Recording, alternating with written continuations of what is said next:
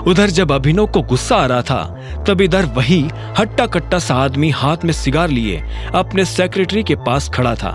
उस आदमी ने पूछा, टाइगर दिखता कैसा है, कुछ पता चला? हम वही पता करने की कोशिश कर रहे हैं सर। मुझे 1 हफ्ते में उसकी सारी डिटेल्स चाहिए। हमारे जासूस से कहो कि जरा जल्दी काम करना शुरू करे। इतना कहकर उस आदमी ने सिगार का कश लिया और खिड़की से बाहर धुआं उड़ा दिया। अभिनव के साथियों ने उसे बेइज्जत करना शुरू कर दिया था, मगर अभिनव जितना हो सकता था उतना शांत रहने की कोशिश कर रहा था।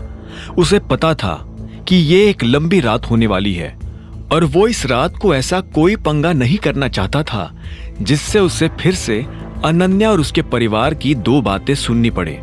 उसने कामिनी से कहा, मैं अनन्या की कंपनी में काम नहीं करता हूं, हम लोग अंदर चले। और आज अचानक से ये रीयूनियन रखने की क्या सूझी?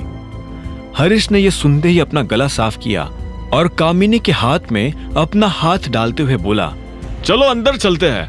वो देखो कृतेश भी आ गया। हेलो कृतेश। अभिनव ने जैसे ये सुना तो वो पलटकर देखने लगा। कृतेश बिना अभिनव को देखे उसके बगल से निकल गया था। एक अमीर बाप का हैंडसम लड़का कृतेश सभी का चहेता था। लड़कियां उससे अपना बॉयफ्रेंड बनाने के सपने देखती रहती थी और लड़के उससे अपना जिगरी दोस्त। हेलो पीपल, कृतेश ने जोश में कहा। तभी उसकी नजर अभिनव से मिली और वो बोला, ओ हो, मुझे नहीं पता था कि तुम भी यहाँ आने वाले हो।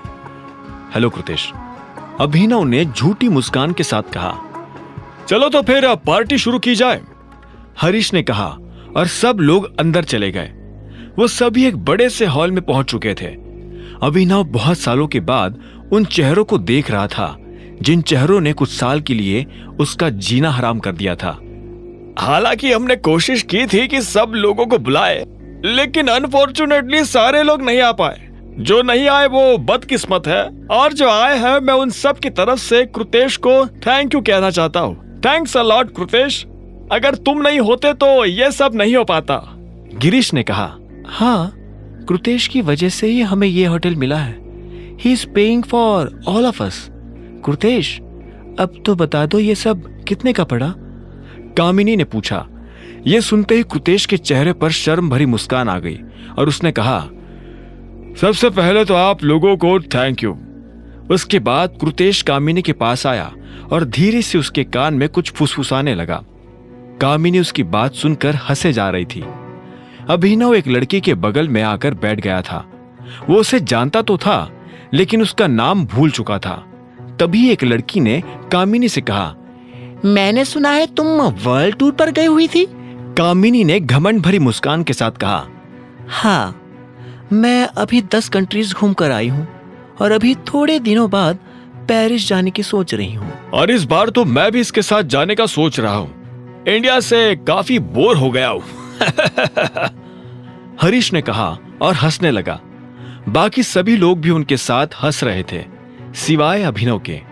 इतने में कामिनी ने कृतेश की तरफ देखा और बोली, वैसे तुम आजकल क्या कर रहे हो? मैं तो अभी इंडिया में रहने वाला हूँ। कुछ प्रोजेक्ट चल रहे हैं, उन पर काम कर रहा हूँ। बाय द वे, हम लोगों को ऑर्डर प्लेस कर देना चाहिए।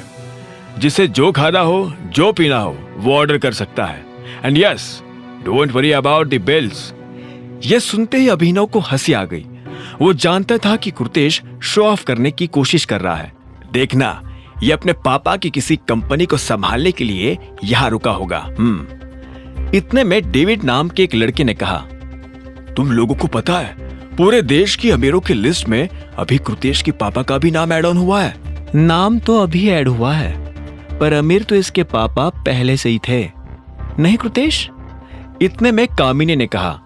वो दोनों एक दूसरे को जिस तरह से देख रहे थे, ऐसा लग रहा था कि उन दोनों में कुछ खिचड़ी पक रही है। अभिनव की नजर सिर्फ कृतेश पर थी। उसका घमंड वक्त के साथ बढ़कर कम नहीं हुआ, बल्कि और ज्यादा हो गया था। हाँ, लेकिन तुम्हें पता है ना, उस लिस्ट में सबसे ऊपर किसका नाम आता है? टाइगर का। इतने में एक लड़के ने धीरे से कहा। यह सुनते ही हरीश बोला, टाइगर का?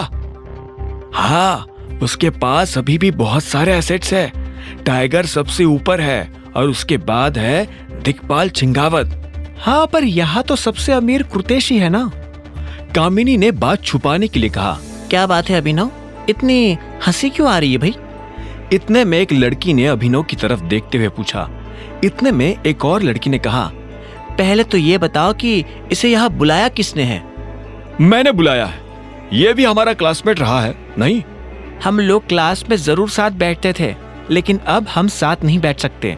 हाँ, मैंने भी सुना है कि ये डिलीवरी बॉय की नौकरी करता है। आगे की कहानी जानने के लिए देखें अगला एपिसोड सिर्फ पॉकेट एफएम के यूट्यूब चैनल पर, और द रिटर्न ऑफ टाइगर के सारे एपिसोड्स को सुनने के लिए डिस्क्रिप्शन में दी लिंक से डाउनलोड करें पॉकेट एफएम ऐप।